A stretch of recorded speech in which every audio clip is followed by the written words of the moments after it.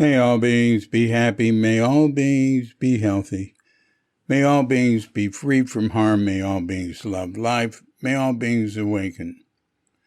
Welcome to another Kook Audio podcast. I'm DC Puba of Kook Audio and Kook Archives, preserving the legacy of Shunryu Suzuki and those whose paths cross his. And anything else that comes to mind. I pray that you and yours are safe and comfortable, free from economic hardship, and able to get out and do whatever it is you want within the limitations of the universal precept of do as little harm as possible. So today we've got a guest, Chris Fortin. And Chris is the founder of Dharma Heart Zen, which you can find online at dharmaheartzen.com. And let me go there. All right, it says Zen Practice with Hoka, Chris Fortin. Dharma Heart Zen Sangha meets Tuesday evenings, 5 to 6:30 Pacific Time, and Thursday mornings, 10 to 11:30 a.m. Pacific Time, in hybrid format, in person and on Zoom. So you can figure out how to join them by going to dharmaheartzen.com. Living with clarity and compassion. And another thing that Chris is going to talk about is the veteranspath.org. And there's a website for that, veteranspath.org. And she and Lee Klinger founded that. Pretty impressive. Yeah, we should get Lee Klinger here talking about that and other things. The Veterans Path has really become something. It's right here, I'm on the website. It says Veterans Supporting Veterans on the Journey Forward. So they've done a lot of mindfulness work. Anyways, it's been very, very impressive. And Chris is sort of, she doesn't hype things. She tends to understate it all. Anyway, she's a great addition to the human race.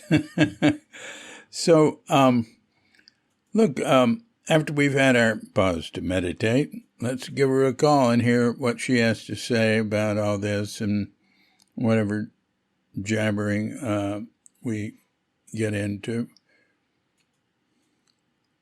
So when you hear the bell, if you're of such a mind, hit pause and meditate or whatever for as long as you wish. And when you're ready to come back, hit unpause. And we'll be here to hit the bell to end the meditation or whatever. And we'll give Chris Fortin a call.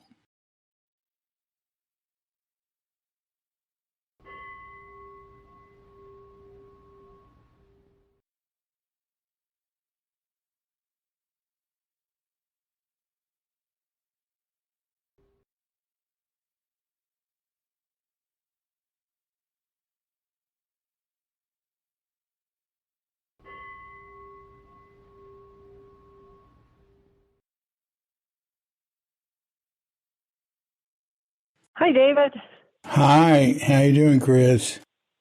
Good. A call from Indonesia. This is pretty exciting. Yeah, no kidding.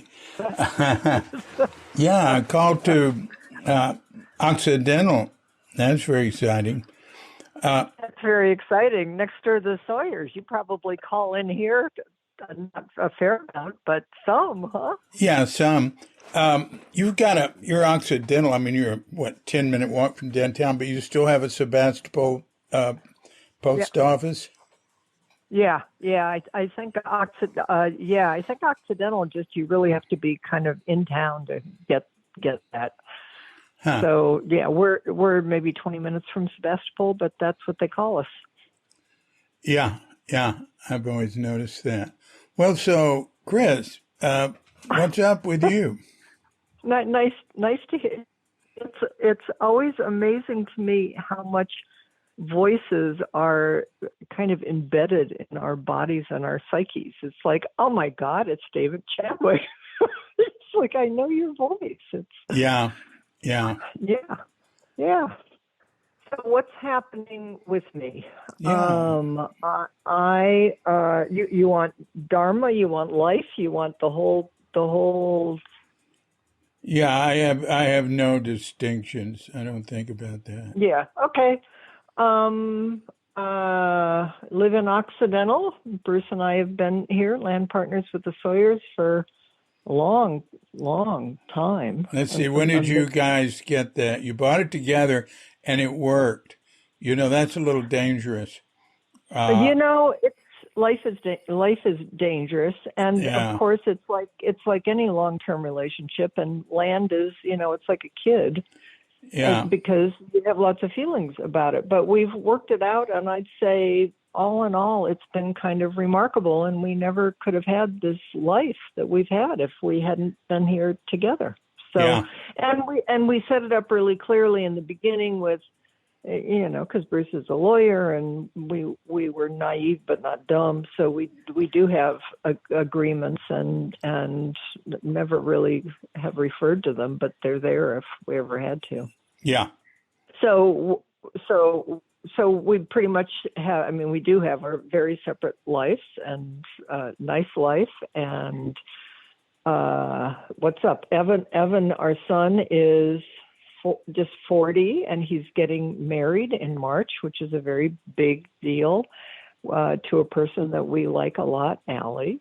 mm-hmm, And my life is, I was a psychotherapist for many years, private practice, trauma, psychotherapy, and spirituality, and loved all that. But actually, it was just an excuse to kind of figure out how to be with people and have some compassion for myself and everybody else, and maybe cultivate a little wisdom. And in the end, I started a meditation group, and then started affiliated with Norman Fisher and Everyday Zen, because I realized I needed some help and support, and did that for a long time. And I continue to have, I'm a senior teacher at Everyday Zen, but more and more my life is Dharma Heart Zen, which is a local Sangha.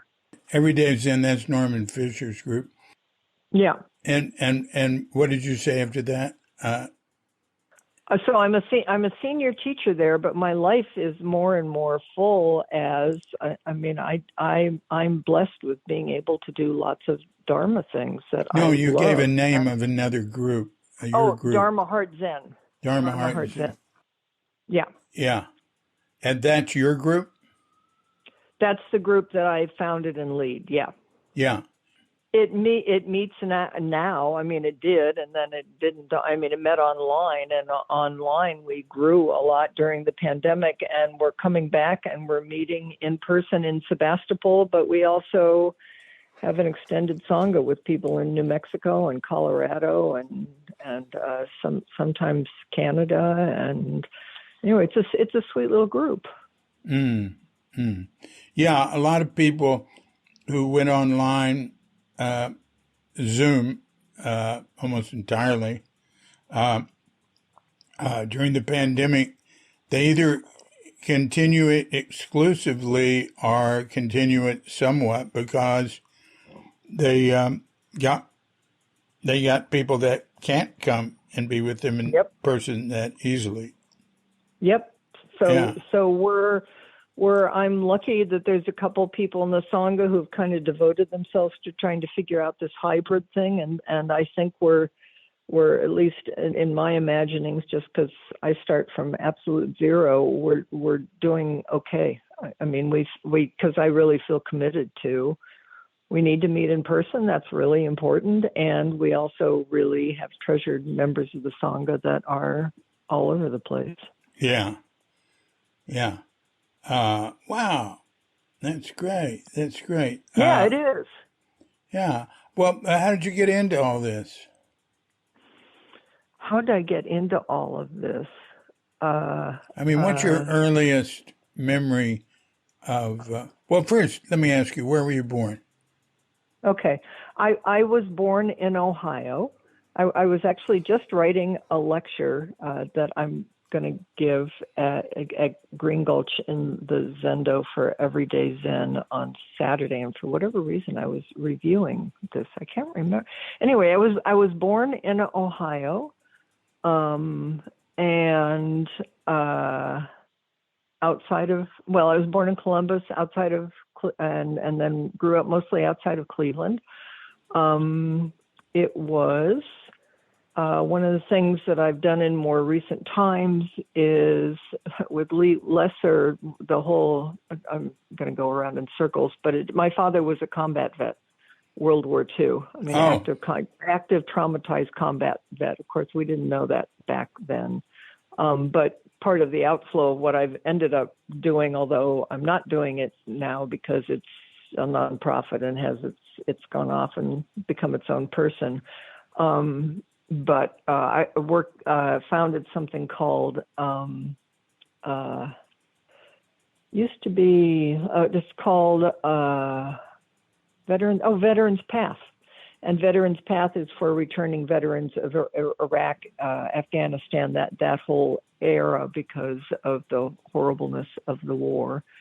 And I realized how much of that came out of my early suffering of growing up around, I think the whole neighborhood was a bunch of traumatized veterans. My mom had her own trauma that, of course, nobody knows. Anyway, I ended up being a psychotherapist and specializing in trauma. What a surprise, because I grew up in it, although it looked like a nice suburban life. And so my first road trip on my own with my sister and my best friend, I remember going into the Vermont country store, and I remember it as like stilled time, and there were dust motes in the air, and I remember the light, and I remember seeing Ed Brown's Bread Book. And I picked it up and I thought, this person and whatever this person does knows how to live.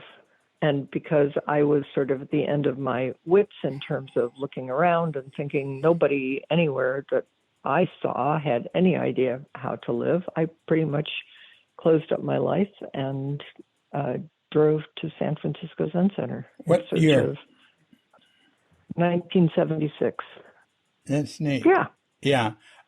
It's always interesting to me when somebody says they came because of a book. That book, Alan Watts a lot, Zen Mind, Beginner's Mind, Whole Earth Catalog had the original had a like maybe I'm not sure, something from Tassajara, like the meal chant or something. I remember somebody came because they saw that, and different things like that. I'd like to collect those. But you're not the first. You're not the first who came because of Ed Brown's Tassajara cookbook.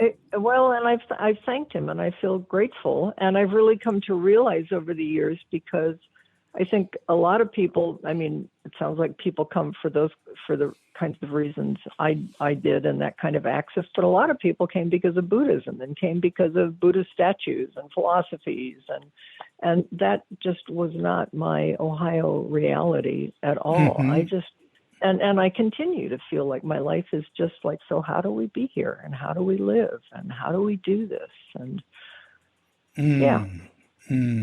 Now that's interesting. So, what was your family's religious orientation? My family's religious orientation was, they were both raised in Christian traditions. We were sent to church, and my parents stayed home. And I remember, what church? I started Presbyterian and then Episcopalian. But mostly I was profoundly rebellious and and cynical, and the religious moments that I remember deeply touching me still from my childhood were the more visceral ones, the ones that, like there were candles in church, or like ashes on my forehead, and all the rest of it just seemed like a scam to me. Sorry, but it did.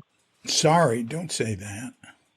Well, I just sometimes when I say things like that, there's people sitting with me who I want to be respectful. I mean, different people have really different experiences of their religious upbringing, and mine was not positive. Yeah, But yeah, but you're not sorry. Maybe apologies. Yeah. And what I'm not sorry for is that something went in that I kept following, even in the midst of my rebelling against all of it. Yeah. So that's cool. So there you are at the Zen Center 76. Yep. And Yep. what month did you arrive? Or about then? What season? God, I don't remember. I don't remember. But what I do, the other piece that I haven't brought up, is that being in Ohio, one of the things that I had come to love and to find some ground in was in gardening. So Green Gulch, I really wanted to be at Green Gulch. And back then, you could come to Green Gulch as a guest student, which I did. And then I went back. But when I packed up my life and came, you had to come in through City Center at that point, which was not my happy place. My whole orientation was Green Gulch and the farm. And how long were you there? I don't remember too long, but no longer than I had to be. I was so ready to just go farm and to make that my life. And in a certain way, Zazen was the price you had to pay to get into this wonderful place called Green Gulch. That's great. So you went from the city center to Green Gulch? Yeah, as fast as I could. Yeah. But along the way, I worked in. They must have made me stay there for a pretty. I lived at 91. What the house that lots of people pass through. 91 Haight Street, is that it? Anyway, but then I worked in the grocery store on the corner that David Cohen ran and managed, and Bruce was across the street running the neighborhood foundation. And I remember Bruce Fortin, your present husband. My present and ongoing husband. Your only husband. my only husband, so thus far, and don't anticipate anything different happening at this point, is he would come into the grocery store and something began to happen, and then I wonder, we didn't go to Green Gulch together, but then we ended up at Green Gulch together, and he was the head of the chicken yard and I was working in the garden with Wendy Johnson, and it was a good life, David. Did you get to Tassajara any? They made me go to Tassajara. I feel like most of my Zen life has been going in back doors and protesting silently, because that's kind of my way, but yeah, they whoever they were at that time, you had to go do a stint at Tassajara, and so I went. But it was, again, I wasn't one of those people who really wanted to go do this thing. I just wanted to stay at Green Gulch forever. And we're going to garden there at 76 until things fell apart. Yeah, yeah. So it must have been right. Yeah, right after that. Yeah. And the green grocer. Yeah. And then Bruce and I were at Green Gulch together, and then we were at Tassajara together because they had made me go by myself, and then he came and joined me, and then we got married, and then we went to Green Gulch to live, and then Evan, our son, was born at Green Gulch in 1980. No, 82. We were married in 80, and he was born in 82. And he was born in the above the kitchen at Green Gulch, that room that's been the abbot's room, and I don't know what it is now. Above the kitchen, you mean if you walk up the stairs from just outside the kitchen, Yep. that room to your left immediately? Yeah, it used to be. It's the bookstore now and the office and everything, but it used to be the library, and then to the right of that was a room that was housing, and we lived in that. If you walk up the stairs, there is a room immediately to your left. There's a toilet in there. I mean, there's a bathroom in there with a tub. And there's, Yeah. In there? Yeah, that wasn't the library. The library is the next room, which is big. It's the library, but that bathroom, if I'm correct, used to be part of an apartment, and actually that bathtub was where I was in labor. That little room with the bathtub is the way we got Green Gulch, and it's where my son Kelly was born in 1973. Wow. Yeah, at the top of the steps, make a left. Opposite that door, there's a little closet. We used to have a phone in there that people could use. And then the library is one step further to your left, and it had big glass doors in front. And then also straight ahead is the office. Coming up the stairs straight ahead, there was an office. The office now it is there. I can be pretty dyslexic about stuff like this, David. So we may be talking about different things, but I don't think so. It's the story right above the dining room and the kitchen. It's that long room. And, that's the That's the one that has always been the library, as far as I know. Yeah, well, not anymore. It's all really changed. And then room then became Steve. I remember Steve Stuckey was it became the Abbott's room for a long time, and now I think it's part of the storage of the office and bookstore. But I don't know. You mean the room with that opens onto the courtyard there? Onto that wooden. Not the courtyard, but the wooden. The wheelwright center is just on the other side of it. Right. Yeah. When Evan was born, we held him up on that window because at that window he was born during Sunday lecture. But Kelly was born there too. 73. That's amazing. And Evan was born there in 82. Wow.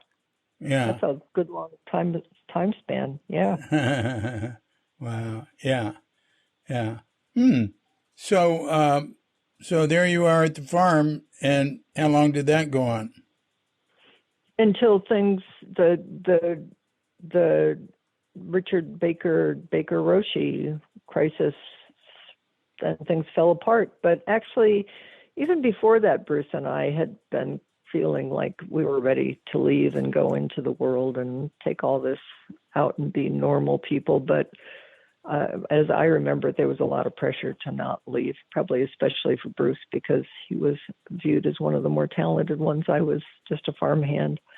But when things fell apart, that's the way it used to be. That's 83. So that's just a year after Evan was born. Yeah. And so I went back to school and became a psychotherapist, but on the way to that, Bruce had sent out applications because he had a law degree and became ED of hospice in Sonoma County. Oh, so that's right. Yeah. So, and that's when I went back to school. And executive director. Oh, yeah, executive director of home hospice at Sonoma County. Yeah. And what school did you go to? I did an extension course, UCSF. It was a night course because I was a mom and I was working and we didn't have any money and Bruce was working and, we were making this huge transition with next to nothing. But had you moved out already? Oh yeah, we moved up here. We rented for a couple of years, and then we did this thing with the Sawyers because we had just a small deposit from Bruce's mom, and we didn't have anything else, and neither did the Sawyers. But we knew how to work and sweat equity, and anyway, we did it. Wow. And been here ever since. Yeah, it's kind of an amazing. I mean, we had the small amount of money we had. I mean, now it's laughable. It's so expensive, but there was just nothing that was even livable that we could look at. But when we pooled our resources, we got this amazing piece of property and orchard and redwood trees and 2 houses, and yeah, not a bad deal. Yeah. Very nice. Very nice. Yeah. You've got a lot of fruit trees there. I can remember. We got a lot of fruit trees. Yep. Yeah. Yeah. You've got a great location. I love it. We do. Yeah. Quite familiar with it. I've been to your house a lot. I've been to the Sawyer's house a lot, but not in the last 9 years, anyway. Because you were in Sebastopol. Yeah, I know it's all like the time. It's like puzzle pieces falling back together. Yeah, of course. Yeah. And then I was in Santa Rosa with John Tarrant. Yeah. And it still wasn't very far away. So look. Yeah. So now during your time at Zen Center, do you have any memories of it, any events or things that happened or anything interesting in there that you recall, any highlights? Do you remember any people or any? Yeah, but mostly I remember, David, I was really shy. I mean, I still am, but people don't believe that so much anymore. But I was really shy and quiet, and I was just so happy to be down in the field with, Wendy and Peter and all the people who went through there, and the plants and the strawberries, and Paul Haller was down there, and Steve Sticky was down there, and Gil Fronsdale was down there. I mean, when you think who was down, who passed through during that period of time, that was pretty much the rest of it was again. I'm inherently pretty shy and introverted, David. I have no trouble believing that. Yeah, I was going to say that's probably not a surprise to you. I mean, because you are always big and extroverted. Well, no, I don't really think of you that way. But when you say that, I have no trouble believing it. There's nothing that goes against that. Shy, introverted people can be actors. They can be teachers. They can be, because then in their role, whatever roles they take on, they're not shy and introverted if it's something they're really into, right? Yep. And we spend a lot of time being shy and observing things and thinking about things, and we each find. I was kind of. I mean, I think of myself as kind of a late bloomer of just in the sense of having any sense of ground or confidence of just being here in this life and this body. Yeah, took a long time. When did you and Lee start? What's the veterans thing called? Veterans Path.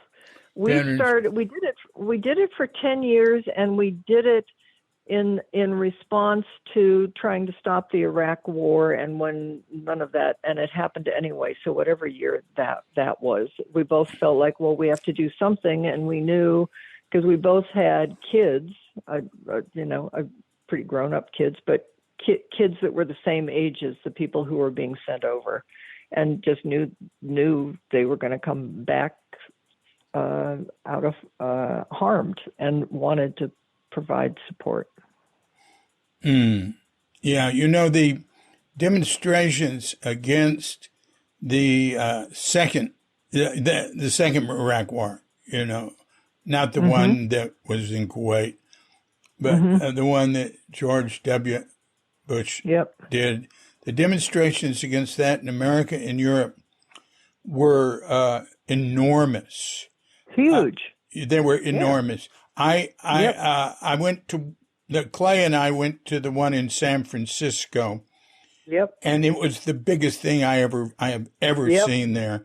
And there were definitely hundreds of thousands of people. The Market Street was full from the city center all the way to the Embarcadero where it started. And people there too, David. were just coming in, just kept coming in, filling the whole thing, marching toward or walking toward the city center. And that whole city center thing was absolutely full, and it spilled out all over. And the next day, the news blacked out on it. The TV didn't report it. The newspaper said the police estimated like maybe 20,000 people. It was unbelievable. I was just shocked. It was the biggest thing I'd ever seen in San Francisco, and I've gone to lots of events like that. One of the TV stations, maybe KRON or something, it had a report on 5 people going to the Catholic Church, like on Gough Street or something, and protesting against sexual abuse. Really. That's what they had that night on TV. And and it clearly didn't stop the war. No. There was just a march to just do it. It's like watching a slow motion tragedy. Yeah. I spent half a year in Asia after that, 2003. Wow. And Australia. And actually 8 months, a month in America traveling at the beginning and end. And in Thailand, I was staying in this place on this little island with these 2 English couples, and they had participated in the one in London. They said it had 2 million people. Yeah. It was really. The whole world says no, and it happened. Yeah, it was such a disaster.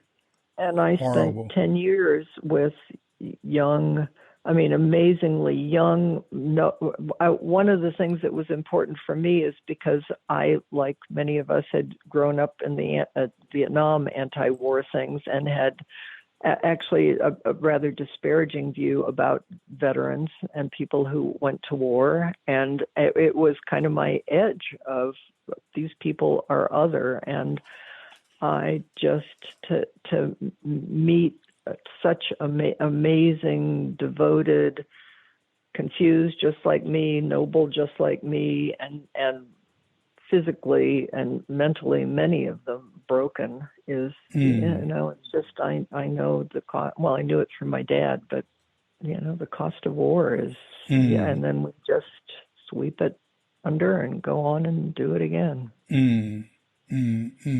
I don't know why. I mean, no man in my family has ever been in the military on both sides. My mother's and father's are been a hunter. I say we have the wimp gene, and I can remember talking to veterans of Vietnam in '64 when people weren't even aware there's a war. I was, and because there was some civil rights work going on, I got involved with in SDS and stuff. And then in '65 in Mexico, I'd meet some. I remember a guy telling me, he said, God, there's nothing better than having another human being in the sights of your gun. And I'd hear that. So I'd hear, bad vet things or things I didn't sympathize with, and literally stuff like, oh, it's just like shooting monkeys and stuff. I didn't hold it against them. I thought of it as they were, traumatized from being there, just went down a bad path. But I met lots of veterans, and we had them in Zen Center, who Tony Patchell. Tony Patchell. Oh, Yeah. wow. Yeah. Who were And just there. Yeah. yeah, yeah. Yeah. Yeah, most of the military in I mean Mel was, I think, a Marine. I don't know that he served over or active duty, but I think a lot of the vets at Zen Center just went underground just because it was such a hot political time. Yeah, and trauma. Yeah. Yeah. Stan White was in Europe in World War II. Oh, he didn't Wow. like that people were demonstrating against the war. I thought that was sort of, you don't do that. You join the military. Yeah, yeah, yeah. It all depends on your conditioning causes, and it's like you meet people face to face, and you realize this happened and then this happened, and if that hadn't been, and then you end up putting on a military uniform and you carry a gun, and but it could have been me, and anyway, it really does help scramble the whole thing. Right, right. You remember Idilio Siniceros? Yeah. He and David Lewick, they used to tell me Yeah. Korean War stories. Unbelievable. Wow. Really, I mean, Wow. sometimes, I'll meet people who were in Vietnam, never saw any action. Suzuki Roshi's son, Otohiro, he was a barber, or at least he had nothing Huh. to report, Huh. but he's Huh. quiet. But God, Idilio and David Luke were I mean, really gory stuff to report. And Korea, and that's one we don't talk about. I mean, yeah, Yeah, yeah.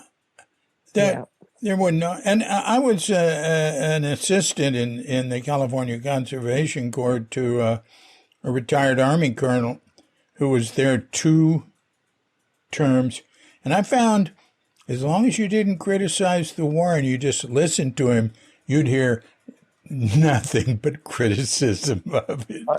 Yeah, yeah, yeah. As soon as somebody would criticize the war, I'd start calling him a coward. And Yeah, well, and he had, you have to defend. I mean, you're defending your buddies. I mean, you saw horrible things happen. So yeah, yeah, yeah, yeah, yeah. And then because in the war, the era of wars we were in, I mean, I'm positive it happened before, but more women vets. And then we realized we needed to separate them out because they needed their own space because there was so much trauma that happened, sexual and otherwise, around being a woman in the military. So yeah, it's complicated.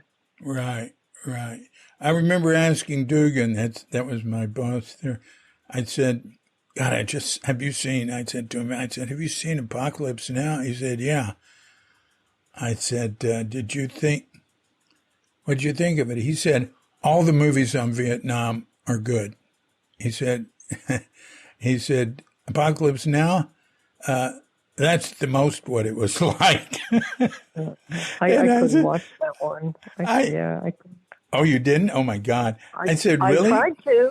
I tried to. It's yeah. I mean, I've Yeah. listened to stories, so many stories, David, but I'm very visual. That one, I never, yeah, I'm I, too I said hard. to him, what about the one where they rebuilding the bridge every day and nobody's in charge and they're just crazy shooting into the woods and it's just total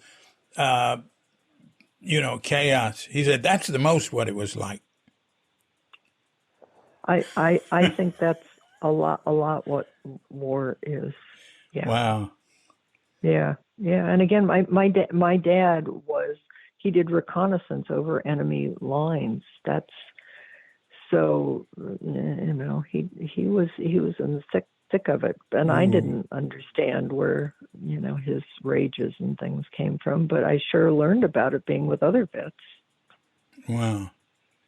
Well, what would you do? All right. So you had this thing, Veterans Path. Yeah. And how did it function? Well, Lee and I were co-founders. I should also, I want to say in here, is because we're not doing it anymore, but because we had that background. Oh, and Zen Center was our fiscal sponsor. We were the first organization that Zen Center ever was the fiscal sponsor for. I'm pretty sure of that. But they asked us back recently because wildland firefighters have been down there saving Tassajara in the midst of the fires. And a lot of them saying, so what is this place, Tassajara, and can we come back?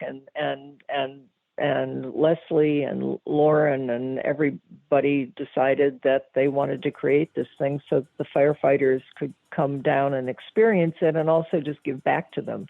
So they asked Lee and I, and we organized that, and we did one online last year because we couldn't go down because of COVID, but we're going down in January to do a week-long retreat with wildland firefighters. So different population, but it feels really important to me that we take this beautiful but sometimes overly precious Zen practice into the world and make it accessible to people that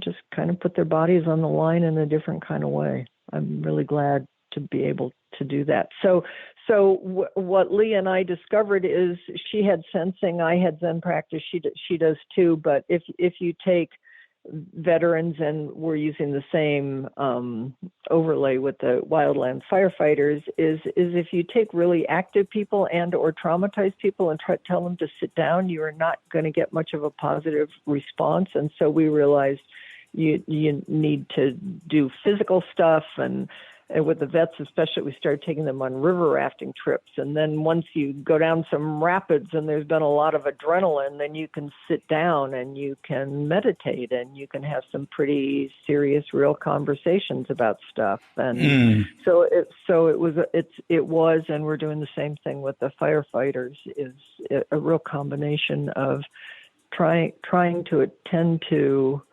what people are carrying, what their innate energy level is. There's more Zen students in the firefighters, that have been practicing for a while than there were with vets. But I remember taking vets into the Zendo and the feeling of they just knew it was refuge. They were so grateful they couldn't even imagine. And Tassajara couldn't even imagine there was someplace that safe and peaceful and devoted to that way of living, to this way of living. It's really good to hear. All right. So why did you and Lee decide to start Veterans Path? To respond to the suffering of the world. And in that particular time, that was front and center of the war. The war was happening. Okay, because you're frustrated about the war. And did she have any background like you with a traumatized father? No. All right. No. So what did you do first? How do you find the veterans? What did you do? That was it was word of mouth, and it was slow.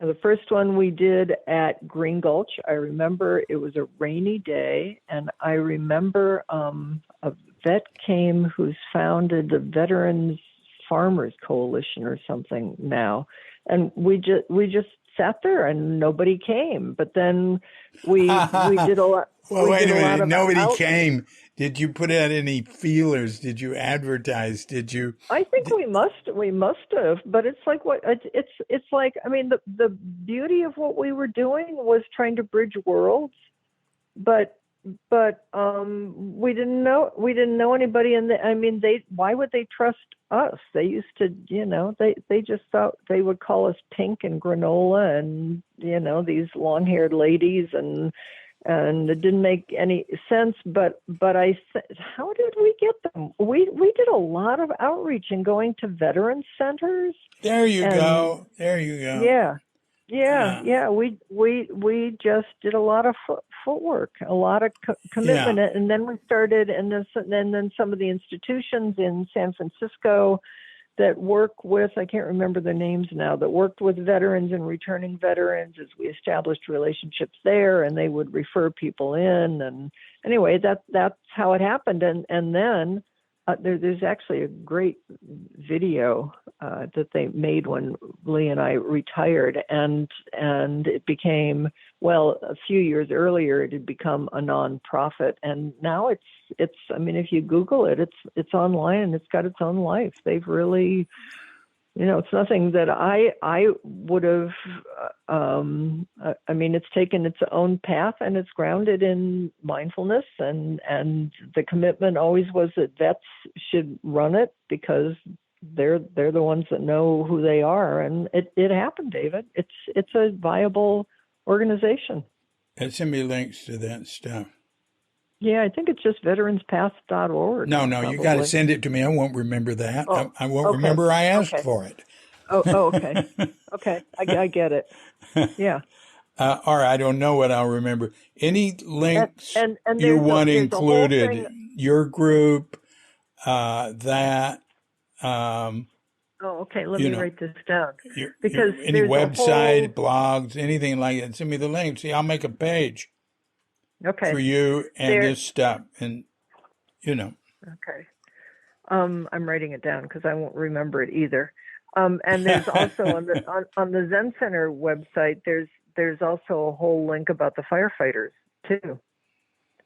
So again, I feel committed and happy to be a part of stretching the edges of Zen. I'm also because it's up because there's a meeting tomorrow morning.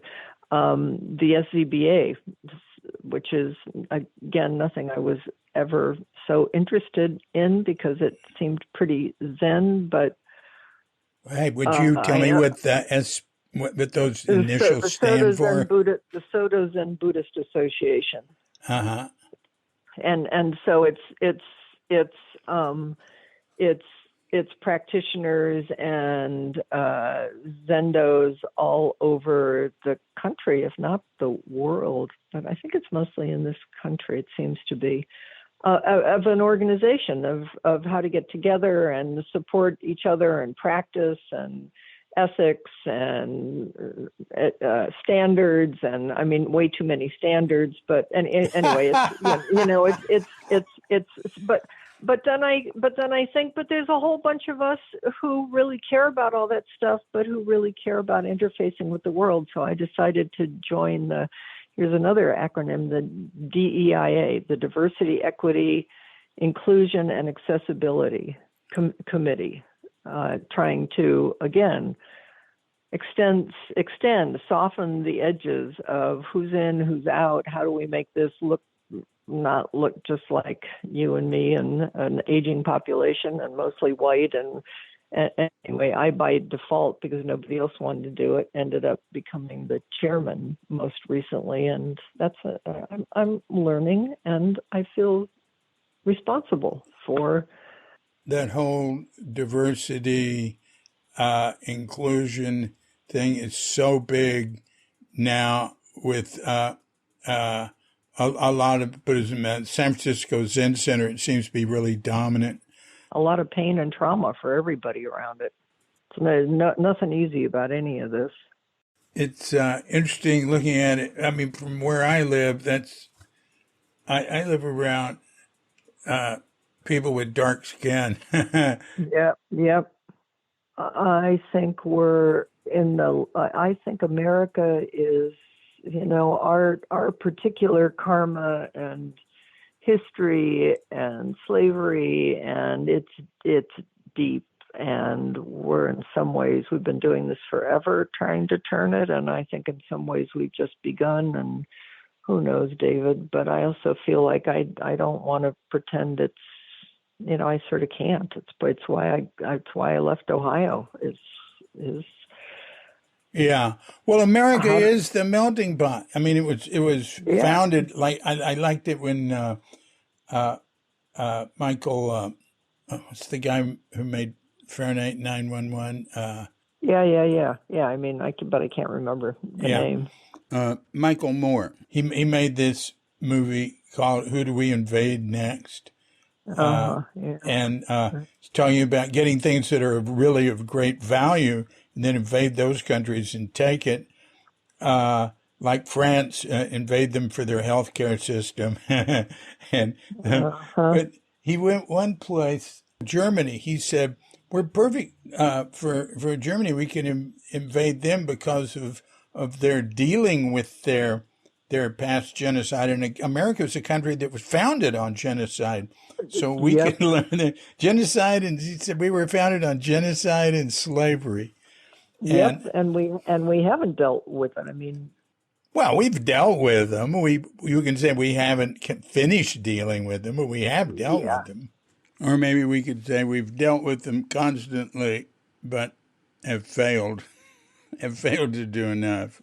Yeah, well, it all depends on who you're talking to, what kind of answer you're going to get to that one. We've been dealing with it, ever since it started. Forever. And there have been, Yep. look, there were people fighting slavery for hundreds of years in America. There's always been a struggle Yeah. around it, and then enormous amounts of civil rights work and Yeah, it's true. It's true. Yep. Yep. people trying to bring in diversity and inclusion. It's sometimes it might get a little unbalanced. Things get really polarized sometime, and that doesn't help. No. And Zen centers, who was attracted to Zen Center, who founded Zen centers? I mean, of course, it was Japanese and Asian but mostly were white upper middle class, aging, and I just think how I love this tradition, David. I mean, you do too, or we wouldn't be doing this. And how do we keep opening the doors?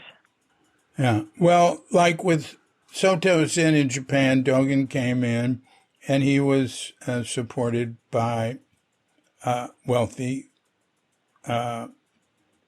aristocrats, and built Eiji, which was enormously expensive. That was his second temple, I think, and it had a rather small membership until Keizan came along, and Keizan was for the times was an extreme feminist. I mean, he promoted women as he had women Dharma heirs, and everybody thinks of Dogen these days, but Keizan is he's your diversity guy, he's your inclusion guy, and he's the one that brought Soto Zen to the masses, to the farmers, to the poor people. He said it's not just for the rich or anything. So I would like to see I would think there might be a resurgence of interest in Keizan in America, but still, I mean, you can't do things like he did it or like Dogen did it a long time ago. But I love it that you love this and know this, David. Is just thank you. Okay. You sent me down another path. I mean, it's not like I don't know some of this, but I thank you. That was great. We're just going to keep helping each other figure out how and what we're doing and how to do it. Yeah. Yeah. And I mean that sincerely. Yeah. Yeah. Yeah, it's a global problem. Tribalism and Yep. Discrimination. It's, I mean, and stuff Buddhists are doing in Asia, just some Buddhists, but it's terrible. Oh, yeah. Bruce and I have traveled enough, both in Sri Lanka and in Burma, and seen the right-wing Buddha. It's like, yeah, well, Buddha. It's like I think of the story I remember, and you know better than I do, is somebody saying to Suzuki Roshi, it's a Buddhist country, so how did you do World War II? And his response was something like, well, think what we'd be like if we didn't have Buddhism. That's good. I haven't heard that, but I like it. Oh, you hadn't? Oh, well, I think it's good. I mean, who knows if it's true, but it helps, because I don't know about you, but the longer I practice, the more I realize you know, I'm a little kinder and a little wiser, but mostly I'm just amazed at how entrenched delusion is, Yeah, there you and go. yeah, it's just so that story helps me somehow, and it helps me feel Yeah, compassion for, yeah, it's Burma is, but we were in Burma, Myanmar, like the year before this whole thing happened, and met people and know people who are probably, I don't even, they're alive. They're either imprisoned or they've fled to the hill tribes. I just, yeah, it's yeah, it's just, terrible. It's terrible. yep, Of course, the monks have in modern history, in the last, say, 50 years, say, had been involved in the demonstrations for democracy and that. But this new regime is so brutal that it's gone in and enclosed monasteries that were opposed to it, and disperse the monks. I don't know exactly what they did. I have a friend who was 7 years, and he lives here in a Myanmar monastery where they remain totally neutral. They haven't said, don't have anything to do with, we don't have anything to do with, the politics or what lay people are doing. We're just practicing here. So, they leave them alone. And now there's Buddhist monks in Myanmar who are aggressively supporting the military, and they get yep, well rewarded. There was just an article somewhere I was sent yep, on that. yep. And in Thailand, there's been, it's just Uh, some monks. You can't say that all the Buddhism or all the monks. In Thailand, there have been monks involved with, I don't know to what extent, discrimination and whatever yep, against Muslims. Myanmar is bad. Sri Lanka is against the Tamil. yeah, yeah, yep, yep. And it's bad. And It's, well, yeah, human beings. It's like nobody's exempt from this. I mean, yep, Buddhism doesn't make you a saint. the Tamil are the original people of southern India. It's my understanding. I've spent time in Tamil Nadu, which is right. It's the Sri Lanka is just in the ocean there, right? And Yep. Sri Lanka has sunk lots of Tamil fishing boats, and I mean, it's not just monks there; it's the military. And Yep. but anyway, I wish good luck to the human race in I getting beyond this and stage. Bruce and I, when we left Zen Center, we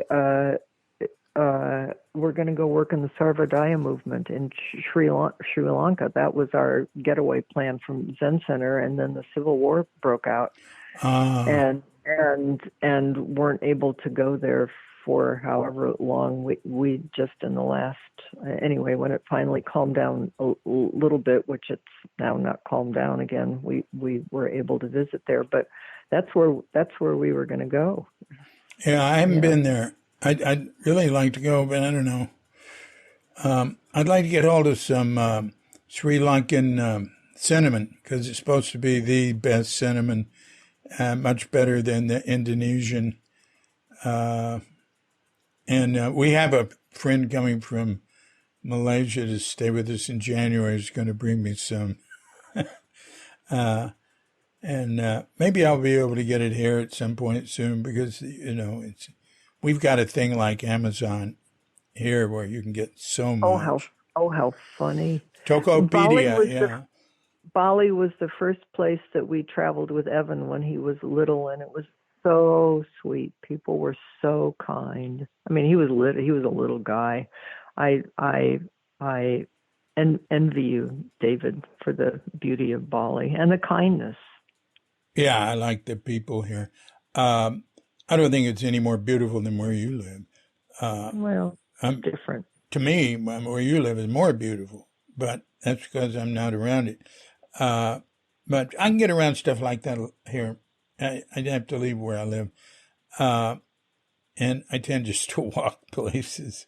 But I think the place where you and Bruce stayed, was it the same as the place where Ken and Elizabeth stayed? Could be. Bruce remembers names and places. I don't remember the name because Elin and I stayed there with Clay when he was a year old. I don't know why we stayed there. It was like 30-minute walk from the center of town. Yeah, but it's so beautiful. Yeah. Yeah. But I did a lot of walking, and it was a totally different place then. You wouldn't recognize it. I actually it scared. I mean, I knew when we were there that it was on the cusp of changing, and anyway, but the quality of the culture and people seems so deep. I have some faith that it goes on. Well, it's much more convenient to live here now. I mean, the infrastructure is great.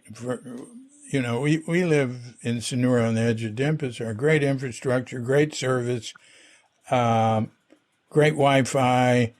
Just get, we can get organic produce delivered to the home. Everything's cheap. Wow.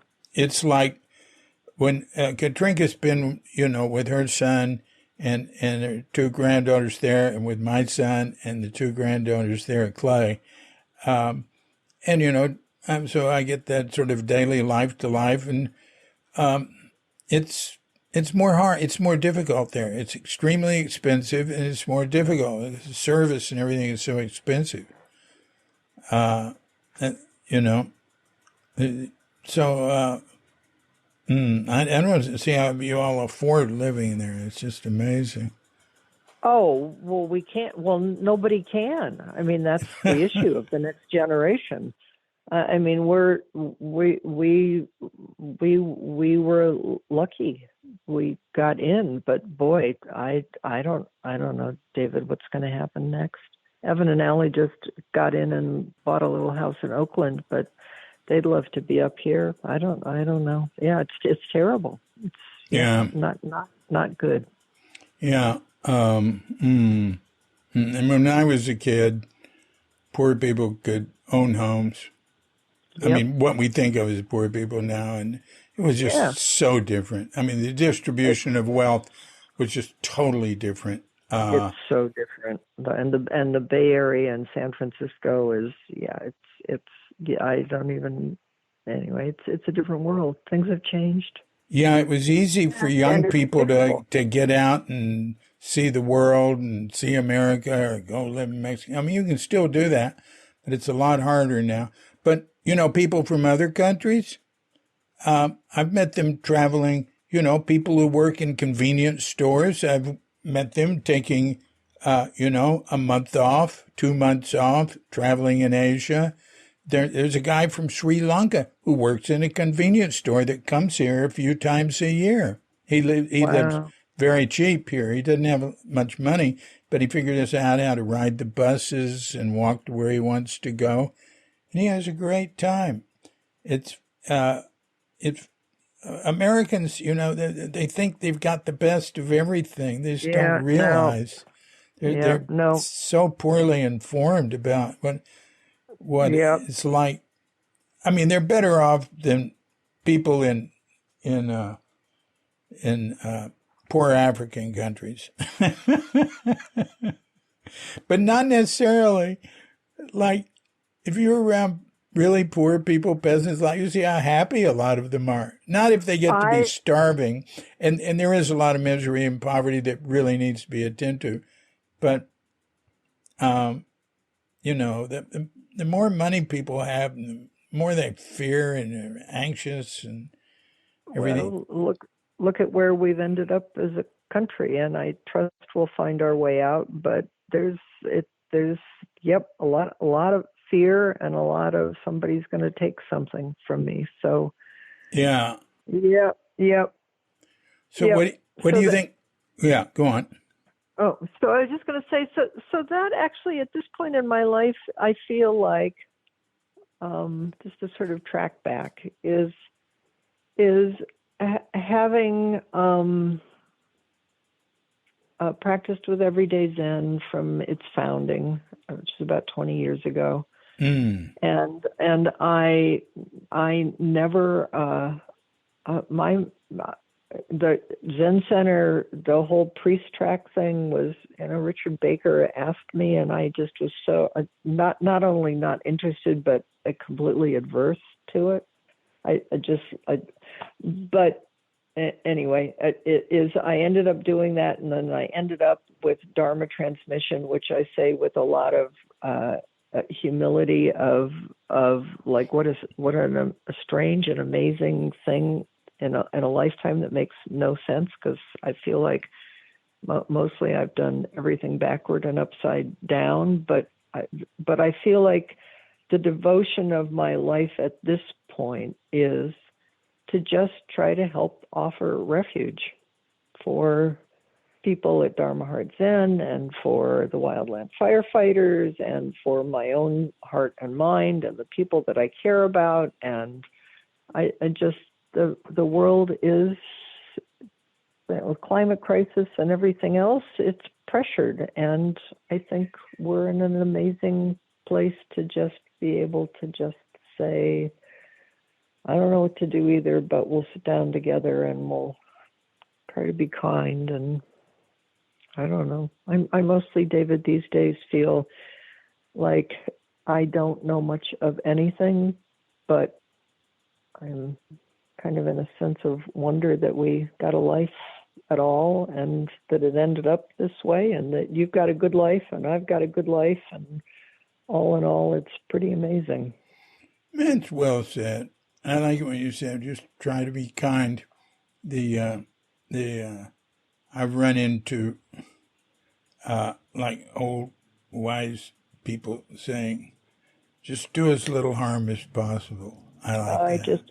Amen, Dave. I really think, it just, Suzuki Roshi, Bruce and I were talking today about something. That came out of your new book. Somebody was quoting the quote back. It was just like so simple, the stuff that he said, and who knows if it was cultural or where it came, but it's just like, it really is that simple. And it's not, of course, but it really is. Oh, you mean Zen is right now? Yeah. Yeah. Yeah. Yeah. Yeah. That's an amazing thing you do. Yeah. Those little books of vignettes, Zen is right here, Zen is right now, ostensibly seem so superficial. And, but, I mean, I don't know. I really don't have an opinion. I forget. But, the response from people I respect in the Zen world has been, I've been pleased. Yeah, I love those books, David. I mean, they're just exactly what they are, and they're exactly perfect. I mean, really. Hey, hang on. There's somebody at the door. I'm on the second floor. I'm going to go out to the balcony and yell at him. All right, just a second.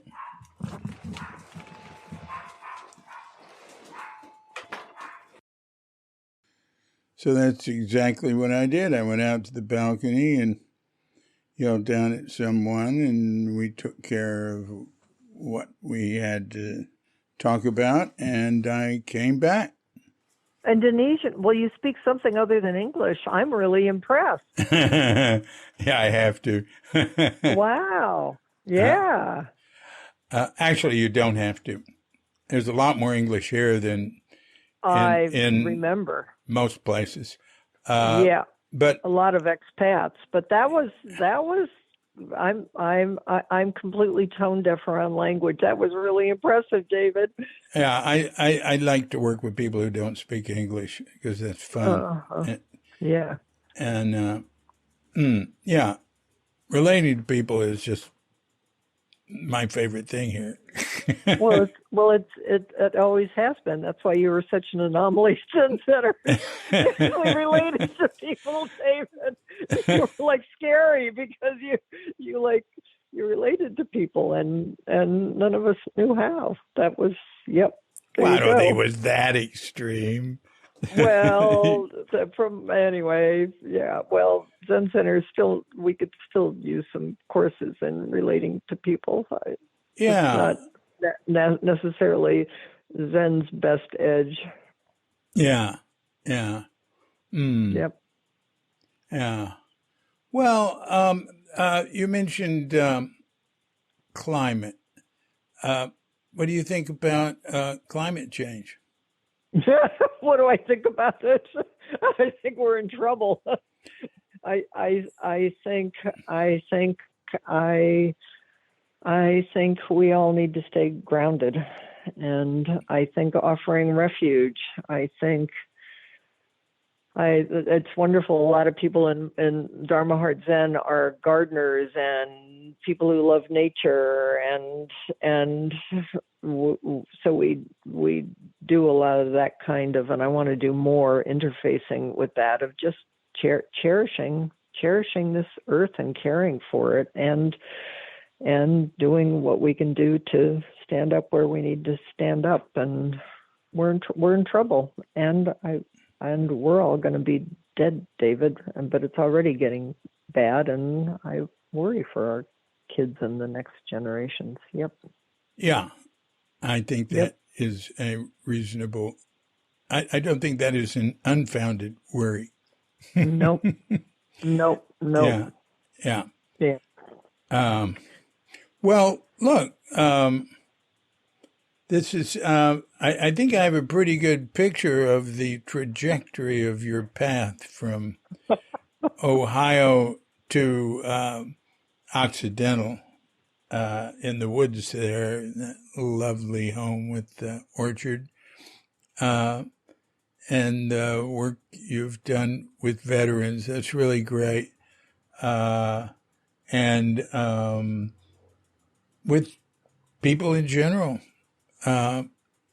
And so, is there anything that we've missed? Anything else you want to say? Yeah, I realized what I wanted to say to you is one, this has been delightful. I'm so glad to just get to spend an hour talking to you. And because I've reached out to you a few times when Sangha people that I love or have some, like Jay and Layla, and because Zen Center is very much involved in taking care of what it needs to take care of, and I think it does it really well, and I also think it's stressed, is the human connection, and for our generation, because we're getting older and we're starting to drop like flies, and it's only going to get more so, is I really appreciate that you're there, David, and that I can, and that I know that, I mean, I've sent I'm not going to anyway, I'm going to focus on you. I'm not going to be derogatory. Is it really matters, and I can't believe I'm the only one, that if I say to you, if I send you information of that somebody's sick or dying or has died, that you respond and you let other people know. And I really want to thank you for that. Yeah, I don't. If somebody is sick, I don't put anything on there unless they want it. A lot of people don't want that. If they die, then I'm sorry, but their opinion doesn't matter anymore. They've lost control. But I just want to thank you for being that heart connecting cord for, because I don't know that anybody else is doing that, David, and I really appreciate that. So I'm glad I have a chance to say thank you. Well, thank you, and thanks for your continuing outreach to your fellow siblings, and say hi to Bruce. Okay, and he said to say hi to you. Yeah, okay. Yeah, we had a nice talk. Okay, well, thanks a lot. Thanks. Okay, I'll just send you some links. I'm pretty low key about all this. Mostly, I just like being with people and practicing with them, David. And I, again, really appreciate you. Yeah, well, thank you very much. I appreciate you too. And this is great talking with you. And Okay. Onward. Good night, dear. Maybe we'll come visit you in Bali someday. That would be cool. Hey, yeah. Cool. You might see us. And Kayvon. Yeah. You go, David. Okay. Yeah. All right. Take care. Bye. Bye-bye. So thanks very much, Chris. Really appreciate that. And thanks for your good work with veterans and your, continuing the teaching of Shinju Suzuki with Dharma Heart Zen, which you can learn about at dharmaheart.com. This has been a Cuke Audio Podcast. I'm DC, Pupa of Cuke Audio and Cuke Archives, coming to you from sleepy Sonora with Dogette Bandita, feline Cuchita, and dear lovely Katrinka. And we're wishing you and yours and all of us a grand awakening.